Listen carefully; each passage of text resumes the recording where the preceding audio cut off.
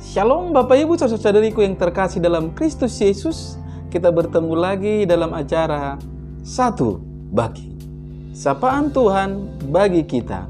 Hari ini Selasa tanggal 10 Agustus tahun 2021. Namun sebelumnya mari kita bersatu di dalam doa.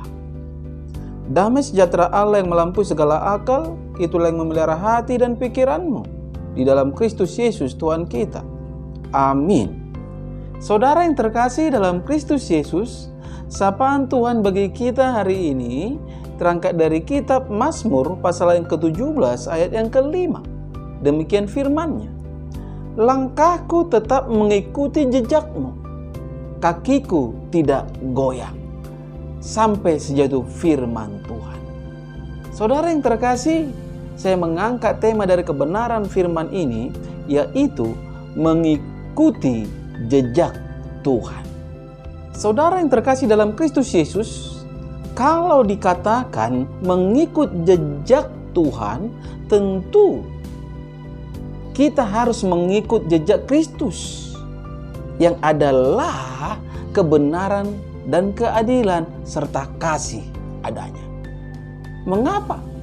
Karena memang Yesus itu adalah Allah yang menjadi manusia.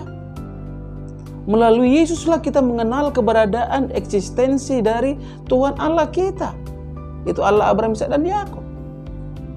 Dalam sapaan Tuhan kita saat ini, pemazmur berkata, langkahku tetap mengikuti jejakmu, kakiku tidak goyang. Ini merupakan kesaksian iman tentang hidup orang yang berserah kepada Tuhan, yaitu tidak akan goyah bagaimanapun persoalan yang menerpa kehidupannya. Mengapa saudara-saudara? Karena Tuhan yang Maha Kuasa akan selalu menopang dan menjaga hidupnya. Mari kita lihat peristiwa Sadrak, Mesak dan Abednego. Tuhan jagai mereka dengan kuasa yang sangat luar biasa, sehingga api dunia ini tidak bisa berbuat apa-apa dalam ataupun pada tubuh mereka. Ketika Goliat datang, si manusia raksasa mengancam bangsa Israel, di mana bangsa Israel dipenuhi rasa ketakutan, tetapi pribadi Daud yang sosoknya kecil, yang selalu berserah kepada Tuhan, tidak sedikit pun khawatir dan ketakutan. Mengapa? Karena Daud benar-benar yakin dengan Tuhan Goliat akan tumbang, dengan Tuhan Goliat akan roboh. Dan hal itu pun terjadi, saudara-saudara. Jadi dengan tulus di sini pemazmur mengakui bahwa ia selalu berusaha hidup benar bersama Tuhan karena ia sangat tahu dan telah berpengalaman bagaimana keberadaan orang-orang yang hidup bersama dengan Tuhan. Tidak akan pernah ditinggalkan, tidak akan pernah dibiarkan.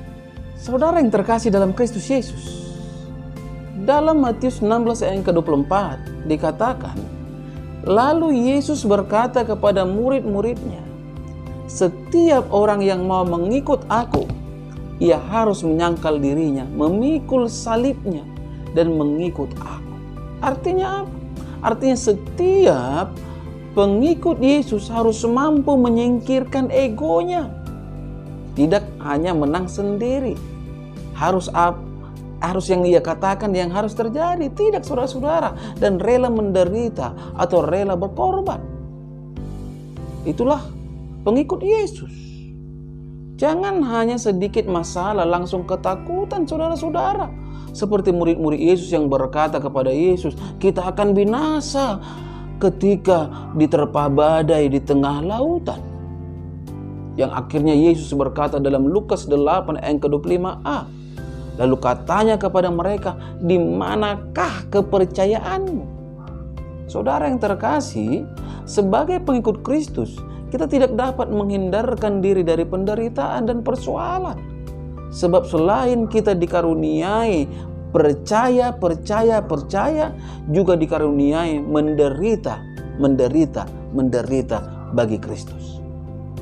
Karena penderitaan adalah salah satu cara yang dipakai Tuhan untuk menegur dan menyadarkan kita agar berhenti berbuat dosa, serta melatih kita untuk semakin menjadi pribadi yang tangguh dalam Tuhan.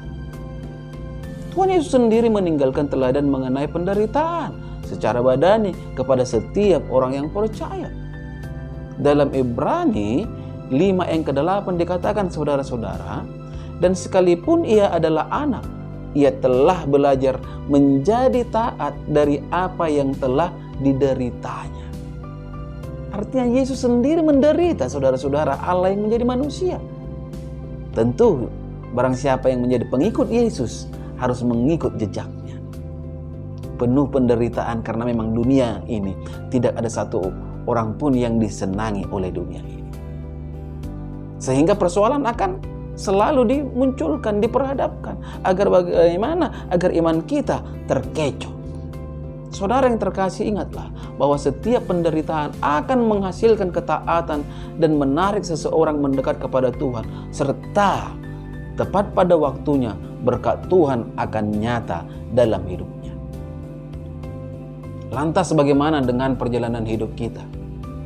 Apakah langkah-langkah hidup kita nyaris mengikuti jalan kefasikan dunia, terlebih di masa pandemik ini?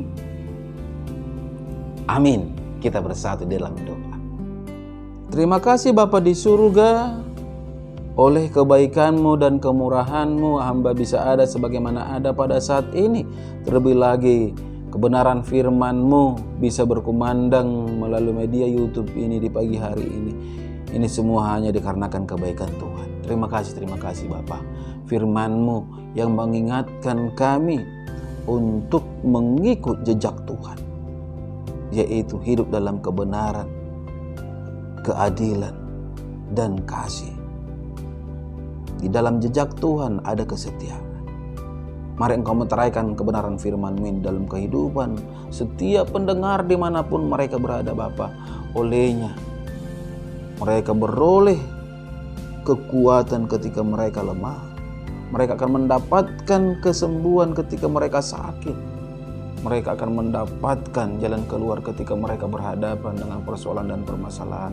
Karena firman-Mu adalah pelita bagi kaki setiap orang-orang yang percaya, dan terang bagi setiap orang yang melakukan kebenaran firman Tuhan. Tuhan Yesus yang baik, penuh kasih, penuh rahmat, Engkau berkati setiap pendengar di tengah-tengah rumah tangganya. Berkati pekerjaan dan usahanya Tuhan. Setiap anak-anak yang Engkau titipkan, Engkau berikan kepintaran serta kesehatan. Bagi setiap yang belum mempunyai momongan, Engkau berikan momongan Bapa. Bagi setiap yang belum mempunyai pekerjaan, Engkau berikan pekerjaan. Yang belum mempunyai jodoh, mari Tuhan berikan jodoh, sehingga kemuliaan hanya bagi nama Tuhan. Tidak bosan-bosannya hamba berdoa Tuhan untuk setiap yang sakit, yang tergeletak di rumah sakit maupun di rumah, dikarenakan sakit COVID maupun sakit yang lain.